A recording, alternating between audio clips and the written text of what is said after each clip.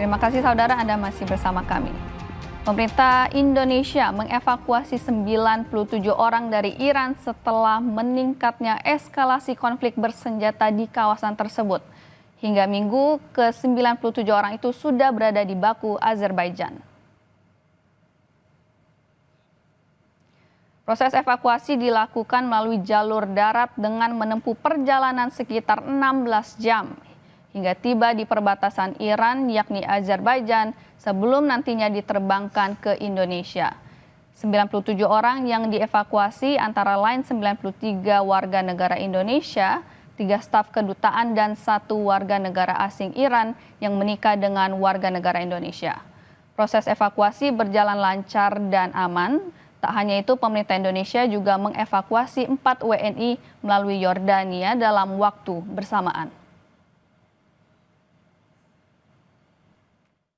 Per hari ini 97 orang warga negara Indonesia yang terdiri dari 93 WNI, kemudian 3 staf kedutaan dan 1 warga negara asing, warga negara Iran yang merupakan pasangan dari WNI, itu sudah alhamdulillah melewati perbatasan Iran, Azerbaijan dan sekarang sedang beristirahat di Baku. Eskalasi perang Iran-Israel makin meningkat. Kementerian Luar Negeri mengimbau seluruh WNI yang berada di Iran bersedia dievakuasi. Direktur Perlindungan WNI Kemenlu Juda Nugraha menyebut masih ada sekitar 250 WNI di kota Qom Iran yang menolak evakuasi karena merasa wilayah tersebut aman dari serangan Israel. Namun Kemenlu mengimbau WNI di Iran tidak menunggu sampai konflik meluas. Sebagian memang masih memilih untuk tetap tinggal di Iran karena merasa masih aman. Memang kita pahami mayoritas WNI kita yang ada di kota Qom, ya, sejumlah sekitar 250-an memang relatif tidak diserang. Namun sekali lagi kami selalu menyampaikan potensi eskalasi ke depan dapat tinggi. Kita selalu menghimbau ya bagi yang tetap menetap agar mengurangi pergerakan keluar rumah untuk hal-hal yang non esensial dan sedapat mungkin mengikuti arahan evakuasi yang sudah ditetapkan oleh KBRI Tehran. Jangan menunggu sampai situasi menjadi keotik karena tentu ketika suasananya sudah semakin keotik, kemampuan KBRI akan sangat terbatas untuk bisa melakukan langkah-langkah penyelamatan. Sebelumnya pada Sabtu 21 Juni, Kemenlu telah mengevakuasi sebanyak 97 WNI dari total 386 WNI di Iran.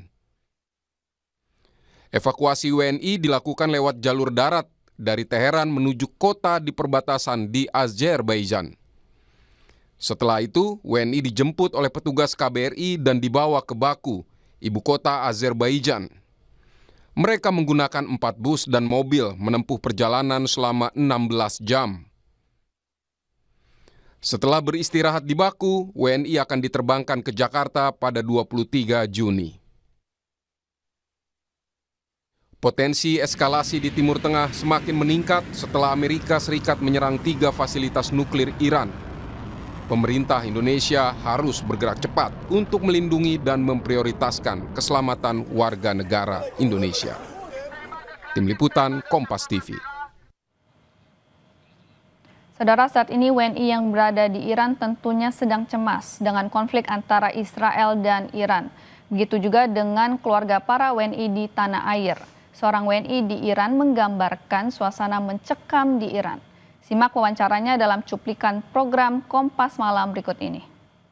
Mbak Syaida, mungkin bisa diceritakan waktu pertama ada serangan di Teheran sebelum Mbak Syaida dievakuasi ke Baku. Apa yang terjadi di sana? Apakah memang sangat menggemparkan sehingga membuat Mbak Syaida ini memilih untuk ikut dalam proses evakuasi di gelombang pertama? Iya, karena memang Teheran itu kan memang kapitalnya, ibu kota. Sedangkan kota-kota lain itu seperti Qum, seperti misalnya Mashhad itu tidak terlalu luas atau misalnya serangan-serangannya. Tapi kalau di Teheran itu banyak sekali ledakan-ledakan dari pagi, malam, kemudian juga yang paling banyak itu di malam hari sih. Tidak seperti misalnya di kotaku mereka mungkin jauh gitu kan dari sekitar 2 jam dari Teheran, jadi nggak terlalu banyak ledakannya. Kalau di Teheran sendiri banyak, kemudian akhirnya saya memutuskan untuk evakuasi. Saya ke Teheran itu, maksudnya di Teheran itu saya ke KBRI dari hari Kamis, kemudian itu pendataan segala macam, terus setelah itu dibantu sama KBRI juga untuk jam 7 pagi hari Jumat itu kan sempat nggak ada internet. Hari Kamis itu nggak ada internet, Jumat nggak ada internet. Kemudian saya dari Teheran ke arah utara, ke arah Kasvin, ke arah Arash, terus menuju ke sana. Perjalanan sekitar itu sebenarnya kalau normal tidak berjam-jam seperti itu, tapi karena memang banyak sekali pemeriksaan di polisi itu, pemeriksaan lagi, hampir menuju, alhamdulillah menuju Astara. Kemudian juga di sana masih dicek lagi, bahkan sampai malam karena ada warga negara Cina di sana ya. Terus sudah gitu selesai, warga negara Cina sudah selesai keluar, kemudian Indonesia, kemudian di perbatasan itu masih dicek lagi. Terus alhamdulillahnya KBRI juga sangat membantu, di sana juga sangat melayani, mengarahkan. Kemudian sampai hotel pun ada Pak Duta Besar terpilih ya, Pak Roliansyah itu juga ikut membantu. Kami dijemput sama Pak Roli, Masya Allah, terima kasih banyak Bapak. Terus sampai hari ini kami sedang istirahat. Insya Allah mungkin besok ada penerbangan. Nah, karena pasti saya yakin Mbak Syahida ingin memberikan kabar kepada keluarga, maka dengan itu kita juga terhubung dengan adik Mbak Syahida yang berada di Bogor, Jawa Barat, ada Mas Abu Bakar. Mas Abu, selamat malam. Selamat malam. Satu frame sama kakaknya Mbak Syahida. Bahagia, Mas? Alhamdulillah. Alhamdulillah. Bagaimana Mas respon keluarga ketika mengetahui ada konflik Iran dengan Israel yang semakin memanas? Pertama kali mengetahui adanya tensi yang cukup panas di sana. Apakah Mas Abu, keluarga maupun ibunda orang tua begitu sempat begitu gelisah dengan kondisi Mbak Syahida? Iya, tentu saja mereka sangat gelisah ya, terutama ibu saya sendiri dan juga kakak-kakak saya, bahkan saya sendiri pun merasa sangat gelisah ketika dengar kabar konflik seperti itu ya. Iya, dan saat gelisah apa respon dari orang tua? Karena saya sempat dengar ibu juga sempat drop ya, Mas? Iya, ibu sempat drop, apa ya? Karena kan dia tuh, ibu saya orangnya kalau sedih jarang ditunjukin gitu di depan anak-anaknya, di depan saudara-saudara gitu. Dan tiba-tiba kemarin tuh ngedrop sendiri, keadaannya mulai agak parah ya, meriang dan sebagainya. Dan sekarang ketika mengetahui kakak Mas Abu akan segera pulang ke Indonesia, situasi beliau sudah membaik? Sudah membaik dan better lah. Alhamdulillah kalau begitu. Mas, waktu kejadian kira-kira karena tadi Mas Abu menceritakan sempat panik begitu ya, sangat mengkhawatirkan sang kakak. Apakah sempat mencoba berkomunikasi dengan pihak Kemenlu atau mungkin ingin segera begitu Mbak Syahida bisa pulang ke tanah air? Iya, semua keluarga saya ya, itu sangat ingin sekali cepat-cepat pulang dari Iran karena takut terjadi suatu hal yang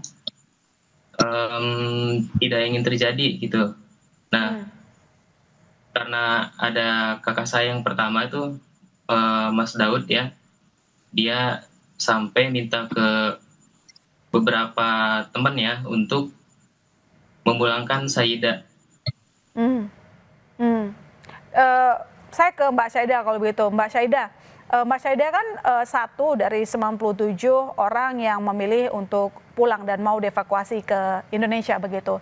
Tapi yang kami ketahui juga bahwa kemarin laporan dari Kemenlu juga banyak juga warga negara Indonesia yang memilih untuk tidak pulang dengan alasan situasi aman di sana. Tapi mungkin Mbak Syahida punya keterangan informasi hasil percakapan dengan mereka. Apa alasan terbesar mereka tidak pulang? Padahal yang kita tahu adalah eskalasi semakin memanas. Apalagi sekarang Amerika Serikat sudah ikut campur dalam perang ini.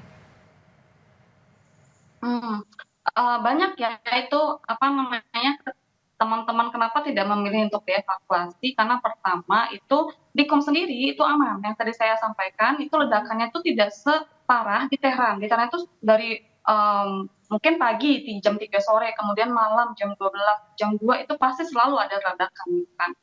Nah, di Qom sendiri itu tidak ada ledakan, mungkin ada satu dan itu pun tidak terlalu terdengar, bahkan aman. Mungkin itu adalah salah satu yang membuat mereka untuk evakuasi seperti itu, karena memang di sana masih aman gitu. Terus keduanya juga mungkin ada yang masih hamil, teman saya ada yang masih hamil itu 8 bulan, mungkin untuk susah untuk apa namanya untuk melakukan persalinan di sini. Misalnya untuk pergi ke pesawat pun agak susah. Iya. Yang saya tahu. Dan yang lainnya tuh adalah apa namanya, sebentar lagi kan mau selesai nih, tinggal nunggu ijazah. Terus karena harus nunggu ijazah itu makanya untuk mereka tuh memutuskan untuk tetap stay di Iran agak lumayan sulit ya, yang saya tahu. Itu beberapa contoh apa namanya proses yang misalnya mereka juga harus berpikir panjang. Saudara, usai jeda selengkapnya kami akan menampilkan soal di Iran warga berunjuk rasa mengecam serangan Amerika Serikat terhadap 3 fasilitas nuklir pada Minggu pagi.